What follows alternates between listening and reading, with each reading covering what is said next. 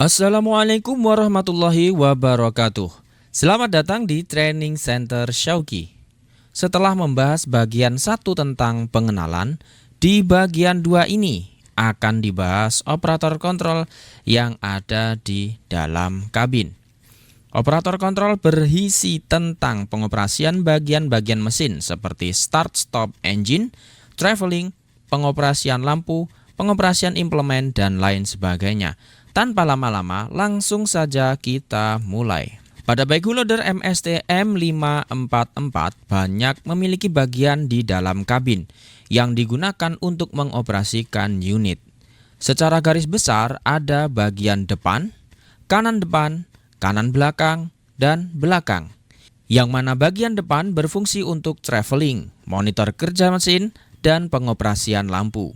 Bagian kanan depan untuk mengoperasikan implemen loader. Bagian kanan belakang untuk memonitor mesin dan mengoperasikan fitur-fitur khusus safety dan lampu-lampu. Dan bagian belakang adalah berisi tuas-tuas untuk mengoperasikan implemen backhoe. Baiklah, sekarang kita ganti slide untuk pembahasan detailnya. Pada bagian dashboard depan, komponennya adalah sebagai berikut. Nomor 1, steering wheel, yang kita tahu fungsinya untuk membelokkan arah traveling dari mesin backhoe loader. Sebagai info, pada mesin ini sudah menggunakan power steering untuk menambah performa serta kenyamanan dalam beroperasi. 2, transmission mode switches, merupakan saklar elektronik yang mengatur aktivasi 4WD dan transmisi otomatis. Kita tahu fitur 4WD pada kendaraan pun tidak selalu dibutuhkan, apalagi medan jalannya datar dan bagus. Pada mesin ini juga diinstal fitur ini supaya dapat meningkatkan efisiensi konsumsi bahan bakar. Dan uniknya, transmisi pada mesin ini bisa auto maupun manual,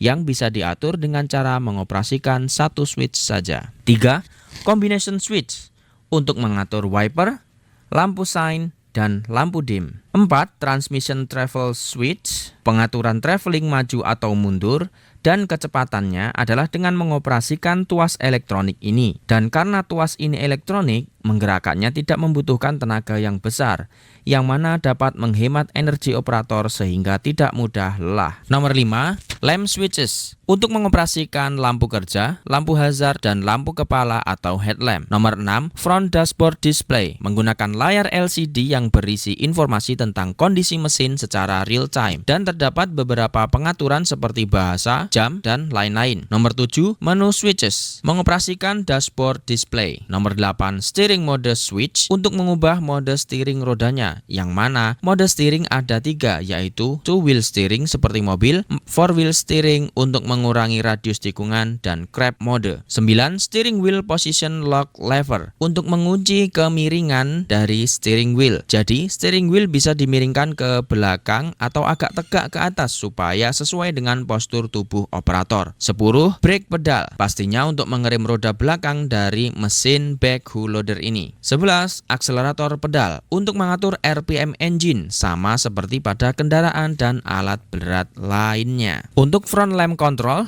ada pada combination switch ini, di mana ada beberapa posisi. Untuk posisi 1, tuas ditarik ke arah atas adalah untuk menyalakan lampu dim atau high beam headlamp secara sesaat. Posisi 2, arah turun atau ke bawah, adalah untuk menyalakan high beam headlamp yang hanya akan aktif jika saklar headlamp sebelah kiri dinyalakan atau diaktifkan. Saklar 3, untuk mengoperasikan headlamp, memiliki 3 posisi, yaitu lamp off, parking light on, dan headlamp on. Saklar 4, untuk mengoperasikan hazard lamp. Saklar 5, untuk mengoperasikan working lamp, memiliki 3 posisi, yaitu lamp off, to light on, and all light on. Masih di tuas ini untuk pengaturan atau untuk mengaktifkan wiper. Untuk mengoperasikan wiper dilakukan dengan cara memutar tuas combination switch di arah 1 atau diputar ke belakang. Mode ini memiliki 4 posisi, yaitu J, intermittent, di mana intermittent itu tidak terus-menerus, ada jeda berhenti. Biasanya digunakan ketika hujannya ringan. 0 atau wiper closed, ini wiper diam. 1,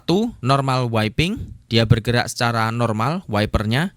Kemudian yang 2, fast wiping. Ini ketika hujan sangat deras biasanya bisa diaktifkan. Sedangkan untuk penyemprotan air pencuci kacanya, tekan tombol pada bagian kepala tuasnya. Di sini ditandai oleh nomor 2. Untuk turn sign lamp control switch ini masih menggunakan tuas yang sama, hanya saja digerakkan ke arah depan atau belakang, sama seperti kendaraan atau alat berat lainnya. Kemudian untuk travel transmission switch ada di bagian kiri dari steering wheel, bisa untuk posisi atau untuk travel maju jika tuasnya kita dorong ke arah depan atau posisi 1. Posisi 2 untuk mesin travel mundur atau tarik ke belakang. Ketika posisi di tengah artinya adalah netral. Putar tuas gerakan 3 untuk mengganti speed. Terdapat 4 speed di sini, 1, 2, 3, 4 yang bisa dipilih. Switch 4 di bagian bawah dari steering wheel itu untuk mengaktifkan dan menonaktifkan sistem 4-wheel drive atau double gardan. Switch 5 untuk mengaktifkan sistem transmisi otomatis. Kemudian untuk operator kontrol di mesin M544 ini sudah menggunakan LCD. Di sini banyak tampil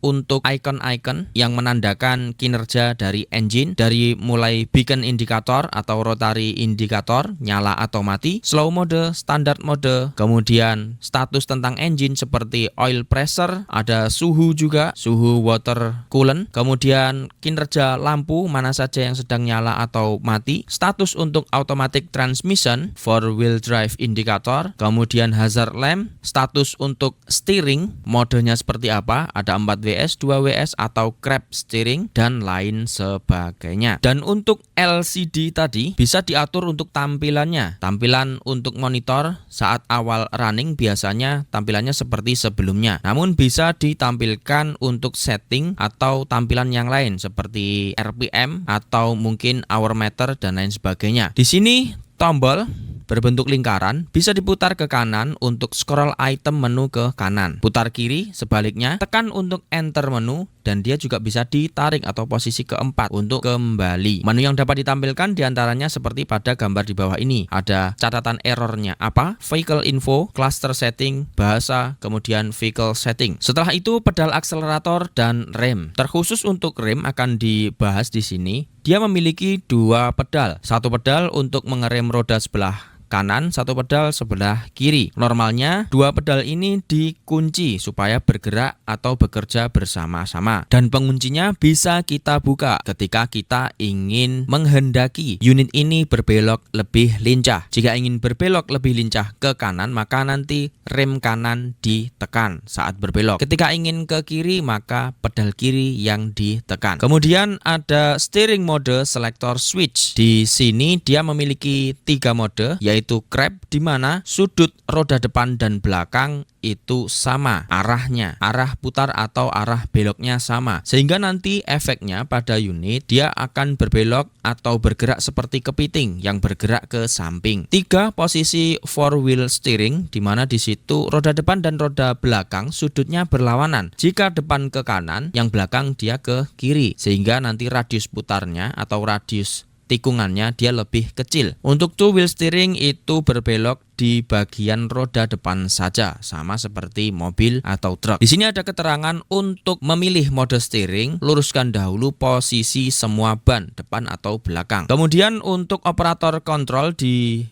bagian kanan depan itu adalah sebagai berikut. Bisa ditemui 3 tuas, yang mana di sini tuas 1 untuk lift boom dan juga tilt bucket, 2 tuas clamp boom, 3 tuas parking brake. Seperti apa gerakannya atau untuk apa tuas ini? Nah, di sini ternyata ada tambahan tombol untuk tombol kickdown sama tombol transmission di clutch. Fungsinya kickdown adalah untuk mengurangi dari gear 2 ke gear 1 atau mungkin untuk dari gear 3 ke gear 2. Intinya dia untuk menambah torsi untuk kickdown itu. Kapan digunakan? Dia digunakan untuk mendorong benda. Jadi daya dorongnya biar lebih kuat. Kemudian untuk transmission declutch adalah untuk menetralkan transmisi. Biasanya digunakan untuk mengangkat beban berat, di mana di situ engine difungsikan tenaganya untuk sistem hidrolik sehingga tidak menuju ke sistem transmisi. Di situ tenaganya bisa bertambah sehingga pengangkatan bisa lebih cepat. Berikut ini adalah tuas sebelah kiri untuk pengoperasian loader ketika didorong ke depan dan didorong ke belakang. Maka akan mengaktifkan boom naik dan boom turun seperti berikut ini. Kemudian kalau dia digerakkan ke kanan dan ke kiri, dia untuk tilt operation. Jadi hanya menggerakkan bucket atau shovelnya saja seperti berikut ini. Tuas yang satunya dia hanya bisa ke depan dan ke belakang. Untuk apa? Untuk membuka klem yang ada di shovel. Atau jika ada implemen yang lain, biasanya juga untuk mengaktifkan implemen tersebut. Kemudian ada di bagian sini ada nomor 11 untuk dashboard samping. Ada mulai tuas akselerator. Di bagian depan memang ada pedal akselerator, di mana di situ diaktifkan dengan cara diinjak. Ketika tidak diinjak, dia nanti akan kembali sehingga RPM-nya kembali idle. Tapi untuk tuas ini dia ditahan. Ketika kita tarik, kalau kita lepas tangan kita, maka nanti akan ditahan posisinya sehingga RPM engine-nya juga akan tetap. Nomor 2, hydraulic switch control. Untuk pengoperasian di sini ada satu fitur, nanti akan ada penjelasan. Nomor 3, air conditioner control. Ini unit menggunakan AC sebagai pendingin udara. Kemudian nomor 4 adalah lighter atau untuk menyalakan rokok. Nomor 5, ignition key. Jadi kuncinya ada di sebelah samping. Setelah itu dia ada side dashboard display yang nanti menampilkan RPM, fuel, hour meter, dan lain sebagainya. Setelah itu nomor 7, rear lamp switch untuk mengoperasikan lampu sebelah belakang. Dan yang terakhir backhoe lock switch. Ini untuk sistem hidraulik juga, tapi untuk backhoe. Kemudian lebih detail lagi tentang saklar-saklar yang sebelumnya disebut. Nomor 1 itu floating position button. Nanti untuk mengaktifkan si shovel bagian depan untuk supaya dia posisinya rata terhadap permukaan atau jalan. Untuk high power mode activation, dia untuk high power di sistem hidrolik. Nomor 3, beacon atau rotary, pengaktifannya ada di sini. Rear working light button itu ada di tombol 4. Nomor 5 untuk wiper belakang. Nomor 6 untuk backhoe lock switch. Maksudnya apa? Coba kita tekan. Jadi untuk backhoe, dia supaya tidak turun dan dia lebih aman dari ketidaksengajaan tuasnya tertekan. Kalau misalkan jatuh atau turun bisa berbahaya bagi benda di sekitarnya. Maka di sini ketika tidak digunakan harus ada pengunci, yang mana pengaktifannya tadi dilakukan dengan cara menekan tombol. Prosedurnya seperti berikut ini. Silahkan di pause dan dibaca sendiri. Kemudian untuk king post clamp. Ini untuk pengunci supaya dia tidak bisa bergerak seperti berikut ini. Kondisi normal ketika bekerja, king postnya atau satu bagian backhoe ini dia diam, tidak bergerak ke kanan atau ke kiri seperti ini. Untuk digerakkan, kita harus membuka kuncinya terlebih dahulu. Kemudian ada air conditioner, silahkan di pause dan dibaca sendiri. Setelah itu ada tombol untuk kita kembali dulu. Ada di bagian ini tuas bagian belakang pengoperasian backhoe. Nomor 1 tuas boom and swing, tuas arm and bucket. Nomor 2, nomor 3 stabilizer kiri.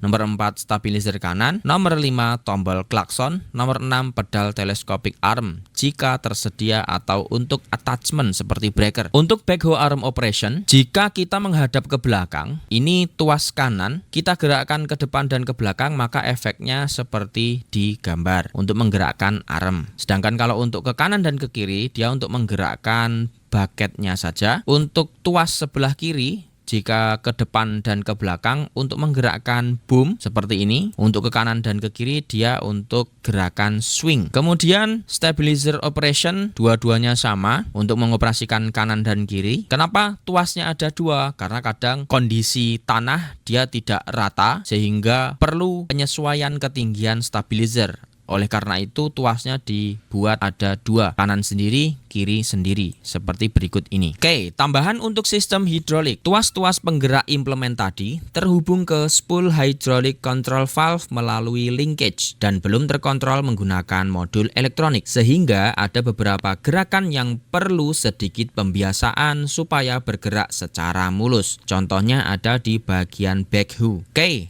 Teman-teman, sekian untuk video bagian 2 ini. Semoga bermanfaat dan nantikan bagian-bagian selanjutnya. Sampai jumpa.